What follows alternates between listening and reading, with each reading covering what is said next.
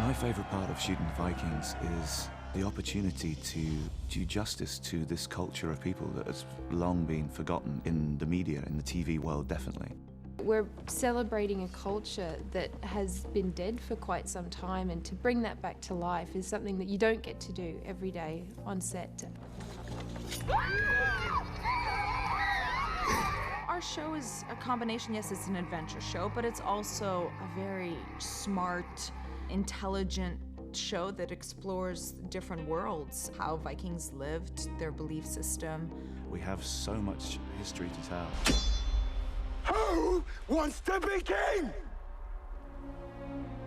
Anyone who's put off by the title, if you think that Vikings is just about hairy guys beating each other up, it's not. For a start, it's about a family who are very identifiable, who are very real, who existed. This is part of a map of the Roman Empire. I love the historical aspect. I've always been such a history buff, and Vikings for me is just such a great learning experience about how such an interesting culture came to be. Vikings have such an influence on how we live our lives today. We've gone to Scandinavia, we've taken the artifacts and the excavations that we found, and to find the artwork, taking the gelling stones and the runic alphabet and the sagas that have been passed down from generation to generation, and pieced all that together to try and present a discursive representation of that time of events. I am prepared to defend Paris to the death. We all know, if you read the history books, you can find out where Rollo ends up in history. We don't know how he got there, and that's Mugglehurst's job. The Vikings had a very profound effect on the culture of many nations around the world.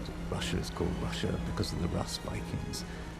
A great part of England was called the Danelaw because it was run by the Danes for a long time.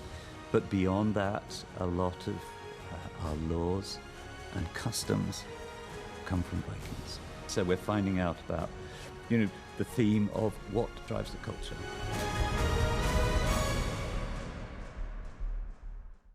Your father's return brings calamity, chaos, tragedy and death.